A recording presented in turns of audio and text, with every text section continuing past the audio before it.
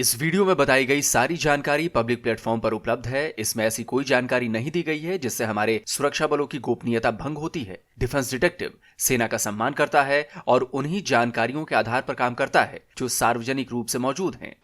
नमस्कार दोस्तों, defence detective के एक और एपिसोड में आपका स्वागत है। क्या चीन ने भारत के साथ युद्ध की तैयारी कर ली है? क्या भारत और चीन का युद्ध होकर रहेगा? और अगर भारत और चीन के बीच लड़ाई हुई तो इसमें पाकिस्तान की भूमिका क्या हो सकती है?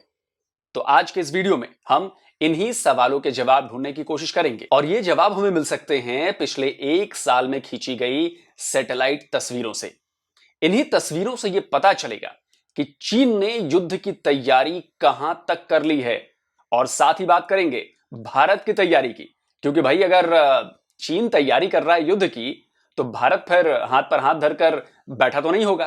तैयारी तो भारत भी कर रहा है। भारतीय सेना की तरफ से चीन को सीधा और स्पष्ट संदेश दे दिया गया है कि अगर चीन युद्ध चाहता है तो भारत इसके लिए तैयार है। ईस्टर्न कमांड के commander lieutenant general Manoj Pande ने कहा है कि भारत शांति चाहता है और इसलिए अभी हमारी नीति रक्षात्मक है, लेकिन अगर चीन एलएसी को सक्रिय रखना जारी रखता है तो हमारी नीति आक्रामक भी हो सकती है। लेफ्टिनेंट जनरल मनोज पांडे का यह बयान इसलिए भी बेहद अहम है क्योंकि एक तरह से चीन को यह खुली चुनौती है कि अगर चीन अपनी हरकतें बंद नहीं करता है तो फिर मजबूरी में भारत को आक्रामक रवैया अपनाना पड़ेगा। चीन को यह समझना बेहद जरूरी है कि अगर यह बयान सार्वजनिक तौर पर भारतीय सेना की तरफ से आया है तो इसका मतलब यह हुआ कि देश की पॉलिटिकल लीडरशिप की तरफ से ग्रीन सिग्नल है आक्रामक कार्रवाई करने के लिए। अच्छा, चीन ये अच्छी तरह समझता है कि ये 62 वाला भारत नहीं है। इस बार भारत की तीनों सेनाएं एक साथ काम कर रही हैं, कोऑर्डिनेटेड रूप में काम कर रही हैं, और इसीलिए जब से लद्दाख वाला विवाद हुआ है तब से चीन तिब्बत में अपनी एयरफोर्स की ताकत को बढ़ाने में लग गया है, जिससे वो भारतीय वायुसेना की डोमिनेंस की बराबरी कर सके। अगर पिछले 1 साल के डेवलपमेंट्स देखें तो तिब्बत में चीन ने अपनी एयर पावर को बढ़ाया है। जो मौजूदा एयरपोर्ट हैं उन्हें उसने अपग्रेड किया है। इस तस्वीर में आप देख सकते हैं काशगर, होटन, नगरीगुंसा, लासा और बांगडा एयरपोर्ट को इन्होंने बड़े पैमाने पर अपग्रेड किया है, जबकि इस बीच 3 नए एयरपोर्ट्स पर भी काम किया गया है। ये हैं ताशकोरगन, टिंगरी, डैमसुंग। खासकर ताशकोरगन और टिंगरी की लोकेशन बहुत सोच समझकर तय की गई है। ताशकोरगन की बात करें तो इसे सीधे तौर पर अक्साई चिन में मौजूद चीनी सेना को सपोर्ट देने के लिए बनाया गया है, क्योंकि अभी तक सिर्फ होटन एयरबेस ही है जो अक्साई चिन के बेहद करीब है। युद्ध की स्थिति में अगर होटन एयरबेस को नुकसान होता है तो फिर काशगर से सपोर्ट करना बेहद मुश्किल काम है, क्योंकि ये दूरी करीब 450 किलोमीटर है। इसलिए इस कमी को दूर करने के लिए चीन ने ताशकोरगन एयरपोर्ट बनाया है। देखिए, चीन को यह भी पता है अच्छी तरह से कि अगर उसने भारत के साथ युद्ध छेड़ा तो सबसे मुश्किल जो उसके लिए टास्क रहने वाला है वो है अक्साई चिन को बचाना, क्योंकि वो जानता है कि भारत अपनी जमीन को वापस लेने के लिए हर मुमकिन कोशिश करेगा अगर युद्ध हुआ तो। और इस चीज से बचने के लिए उसने पिछले 1 साल में अक्साई चिन में बहुत ज्यादा काम किया है। इसी साल सितंबर महीने में सैटेलाइट से ली गई इस तस्वीर से पता चलता है कि अक्साई चिन में मौजूद पूरे बेस पर इन्होंने कई नए काम किए हैं। चीनी आर्मी ने यहां पर नया हेलीकॉप्टर बेस करीब करीब बना लिया है। आप देख सकते हैं रनवे का काम करीब करीब पूरा हो चुका है। यहां पर ये इनका एयर ट्रैफिक कंट्रोल टावर है। करीब 18 शेल्टर्स यहां पर अंडर कंस्ट्रक्शन नजर आ रहे हैं। इसके अलावा और भी कई सपोर्ट बिल्डिंग्स भी दिख रही है। इसके अलावा तियानवेंडियन हाईवे को अपग्रेड किया गया है। इसी साल 17 अगस्त की इस सैटेलाइट तस्वीर में दिख रहा है कि हाईवे को चौड़ा किया गया है। साथ ही कई नई सड़कें भी बनाई गई हैं। फुल स्केल वॉर की सूरत में अपनी एयरफोर्स को और ज्यादा मजबूत करने के लिए भी पिछले 1 साल में चीन ने काफी काम किए हैं।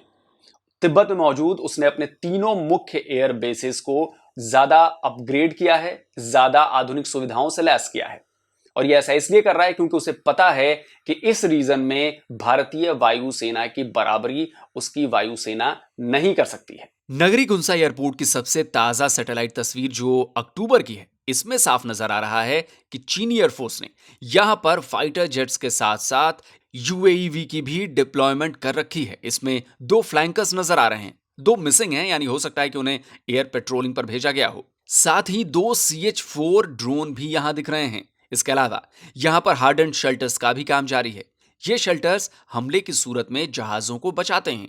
चीन ने ऐसी डिप्लॉयमेंट सिर्फ नगरी गुंसा पर ही नहीं की है, बल्कि करीब करीब हर मुख्य एयरबेस पर उसने युद्ध के हिसाब से तैनाती कर रखी है। होटन एयरबेस पर चीनी वायुसेना के fighter aircrafts, UAVs, electronic warfare और अवॉक्स एयरक्राफ्ट्स मौजूद हैं। ठीक इसी तरह शिंगात्से एयरबेस पर चीनी वायुसेना ने इन सारे जहाजों के अलावा बॉम्बर्स को भी तैनात कर रखा है। भारतीय वायुसेना को चीनी वायुसेना की एक एक एक्टिविटी की जानकारी है। कहां पर कौन से जहाज तैनात हैं, सबकी खबर है। ऐसा इसलिए है क्योंकि जब से लद्दाख में चीन के साथ तनाव हुआ है, तब से ISR यानी इंटेलिजेंस, सर्विलांस और रिकॉन मिशन भारत की तरफ से लगातार किए जा रहे हैं।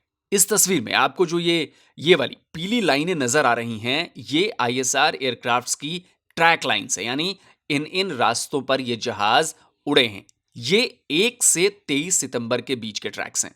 इससे आप समझ सकते हैं कि भारत की तरफ से कितना अग्रेसिव होकर इंटेलिजेंस गैदरिंग और सर्विलांस किया जा रहा है, और दोनों ही फ्रंट पर किया जा रहा है। पश्चिम में पाकिस्तान की तरफ, जबकि उत्तर और पूर्व में चीन की तरफ। देखिए, इंटेलिजेंस गैदरिंग और सर्विलांस किसी भी युद्ध को लड़ने में बेहद अहम भूमिका निभाते हैं, क्योंकि इसी के जरिए पता चलता है कि दुश्मन किन किन इलाकों में मजबूत है, कहां कहां कौन से हथियार उसने छुपा रखे हैं, किन किन हथियारों की तैनाती कर रखी है, और कहां कहां वो कमजोर हो सकता है।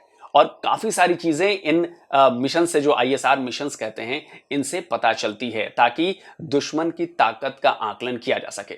और अभी 19 अक्टूबर को ईस्टर्न कमांड के कमांडर हैं लेफ्टिनेंट जनरल मनोज पांडे, उन्होंने भी इस बात का प्रेस के सामने खुलासा किया था कि भारत ने पिछले काफी लंबे वक्त से, भारत जो है वो इंटेलिजेंस और सर्विलांस पर बहुत ज्यादा काम कर रहा है।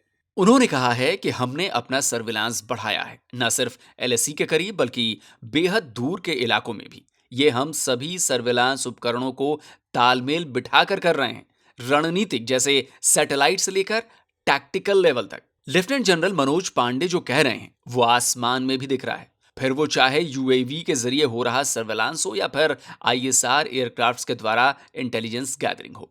अभी 5 अगस्त को ही इंडियन एयरफोर्स का ISR एयरक्राफ्ट भारत नेपाल चीन सीमा के करीब उड़ता हुआ दिखा था। जिस इलाके में ये उड़ रहा था, वहां से सबसे करीब चीन का नगरी गुंसा एयरपोर्ट था। जाहिर है नगरी गुंसा एयरबेस की जानकारियां ली जा रही थीं।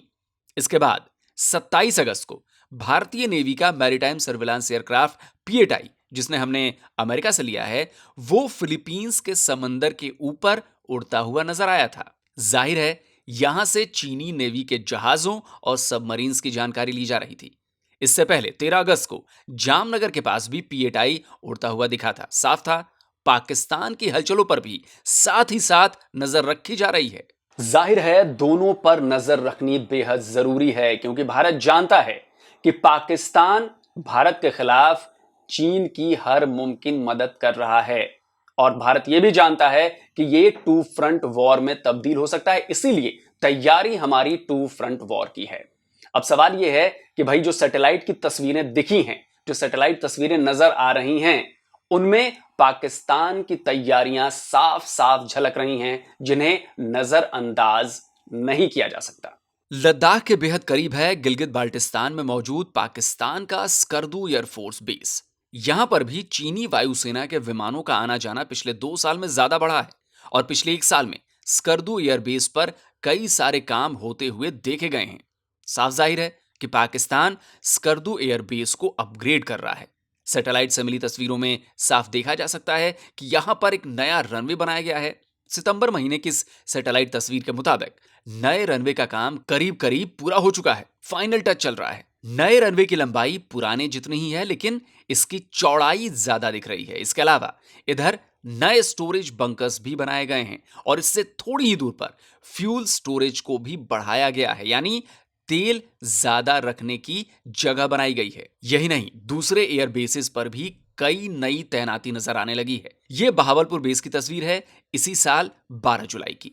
इसमें आपको ड्रोन्स नजर आ रहे होंगे। ये चीन के CH-4 ड्रोन हैं, जिन्हें पाकिस्तान ने लिया है। सैटेलाइट इमेज में 4 CH-4 ड्रोन्स दिख रहे हैं। बहावलपुर से राजस्थान की सीमा बेहद करीब है, ये दूरी 100 किलोमीटर से भी कम है। अब इससे आपको अंदाजा लग जाएगा कि चीनी ड्रोन की तैनाती पाकिस्तान ने यहां पर क्यों की है। इसके अलावा मियावाली एयरबेस पर भी ड्रोन्स की तैनाती पाकिस्तान द्वारा की गई है। यहां पर विंगलुंग 1 और विंगलुंग 2 ड्रोन सैटेलाइट तस्वीरों में नजर आए हैं। इस तस्वीर में इसी साल 15 फरवरी को 2 विंगलुंग 1 यूएवी दिखे थे। इसके बाद 15 जुलाई को विंगलुंग 2 यूएवी दिखा था। इन ड्रोन्स को ऑपरेट करने के लिए हर तरह की फैसिलिटी यहां पर मौजूद है, जिसमें ये जो आप देख रहे हैं, ये ग्राउंड कंट्रोल बिल्डिंग है। अब सवाल यह है कि सैटेलाइट तस्वीरों में चीन की तैयारियां दिख रही हैं, पाकिस्तान की तैयारियां दिख रही हैं, तो भाई इसके जवाब में भारत की तैयारियां क्या हैं? भारत किस तरह की तैयारी कर रहा है? क्योंकि अगर टू फ्रंट वॉर हुई तो सबसे ज्यादा अहम भूमिका इसमें एयरफोर्स की होने वाली है। और एयरफोर्स की तरफ से टू फ्रंट वॉर के लिए क्या तैयारियां की जा रही हैं, यह मैं आपको बताता हूं। भारतीय आर्मी और भारतीय वायुसेना को इन सब का भली भांति पता है और इधर भी तैयारी उसी हिसाब से हो रही है। चीन वाले फ्रंट की बात करें तो तैयारी अभी से नहीं, 1962 की लड़ाई के बाद से ही चल रही है। भारतीय वायुसेना की तैयारियों को देखें तो आपको समझ आ जाएगा कि भारत की तरफ से कितनी अग्रेसिव प्लानिंग की गई है। इस वक्त चीन और पाकिस्तान दोनों ही सीमा से सटे सारे एयरबेस हॉट और एक्टिव हैं। यानी युद्ध की स्थिति में जिस तरह के डिप्लॉयमेंट और कैप मिशन किए जाते हैं, यहां भी हो रहे हैं। अरुणाचल प्रदेश की तरफ से शुरू करें तो छाबुआ एयरबेस पर फाइटर जेट्स और ड्रोन तैनात हैं। लीलाबाड़ी एयरपोर्ट्स पर ड्रोन्स हैं। तेजपुर एयरबेस पर फाइटर जेट्स और ड्रोन्स अपना काम कर रहे हैं। हाशीमारा एयरबेस पर फाइटर जेट्स मौजूद हैं। इनमें राफेल की एक स्क्वाड्रन भी शामिल है। यूपी के बरेली एयरबेस पर फाइटर जेट्स और ड्रोन्स डिप्लॉय किए जा चुके हैं। अंबाला एयरबेस पर भी फाइटर जेट्स मौजूद हैं। यहां भी राफेल की एक स्क्वाड्रन मौजूद है। इसके अलावा ले और थोएस एयरबेस पर भी लड़ाकू विमान और ड्रोन्स मौजूद हैं। थोएस एयरबेस की ताजा सैटेलाइट तस्वीरों में मिग-29 साफ नजर आ रहे हैं। इसके अलावा यहां पर कई नए कंस्ट्रक्शन भी किए गए हैं। यहां पर आप देख सकते हैं कि इस इलाके में नया निर्माण किया जा रहा है, यानी नया कंस्ट्रक्शन है। कंस्ट्रक्शन का यह काम पिछले साल शुरू किया गया था, अब करीब करीब पूरा हो चुका है। इसके अलावा कई ALG यानी एडवांस्ड लैंडिंग ग्राउंड्स और इमरजेंसी एयर स्ट्रिप भी एक्टिव हैं। साथ ही नई स्ट्रिप्स भी बनाई गई हैं। जम्मू कश्मीर के बिजबेहरा में पिछले साल नेशनल हाईवे 44 पर इमरजेंसी लैंडिंग स्ट्रिप बनाने का काम शुरू किया गया था और अब यह कंप्लीट हो चुका है। यानी युद्ध की स्थिति में इसे भी रनवे के तौर पर इस्तेमाल किया जा सकता है। तो कुल मिलाकर सैटेलाइट तस्वीरों में यह साफ दिख रहा है कि इस पूरे इलाके में तैयारियां जबरदस्त तरीके से हो रही हैं, फिर वो चाहे चीन हो, पाकिस्तान हो या फिर भारत हो। अच्छा, पाकिस्तान और चीन भी भारत की तैयारियों पर नजर रखे हुए हैं, क्योंकि देखिए ये सारी चीजें, तस्वीरें, सैटेलाइट इमेजेस, ये जो हमारे पास आ रही हैं, इनसे ज्यादा जानकारी वाली चीजें सबके पास है। वो भारत के पास भी है, वो चाइना के पास भी है और वो पाकिस्तान के पास भी है। और चीन ये जानता है कि भारत 62 वाला नहीं है। इस बार भारत की तैयारियों पर उसने नजर जो रखी है, उसे पता चल गया है कि भारत की तैयारी बड़ी जबरदस्त है।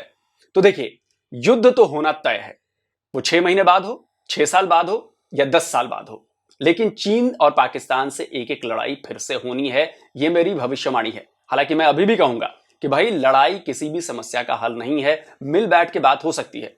लेकिन चीन जिस तरह से पोस्चरिंग कर रहा है और उसका साथ पाकिस्तान दे रहा है, उससे साफ साफ झलकता है कि युद्ध को टाला नहीं जा सकता। और भारतीय सेनाएं भी इस बात को जानती हैं, इसीलिए वो युद्ध को टालने की कोशिश नहीं कर रही है। बातचीत चल रही है एक तरफ, लेकिन दूसरी तरफ युद्ध की तैयारी भी चल रही है कि जब जंग हो तो फिर हमला जोरदार हो। तो दोस्तों, उम्मीद है डिफेंस डिटेक्टिव का ये वीडियो आपको पसंद आया होगा। जो ये सैटेलाइट तस्वीरों की जो एनालिसिस की मैंने, इससे काफी कुछ आपको अंदाजा लगा होगा कि आखिरकार भारत, चीन और पाकिस्तान के बीच चल क्या रहा है। तो जल्दी हाजिर होता हूं एक और नए वीडियो के साथ। तब तक इस वीडियो को शेयर कीजिए, लाइक कीजिए और ज्यादा से ज्यादा इसे कोने कोने तक फैलाइए, जिससे सही और सटीक जानकारी हर किसी के पास पहुंचे। तो जल्दी हाजिर होता हूं एक और नए वीडियो के साथ। नमस्कार, जय हिंद।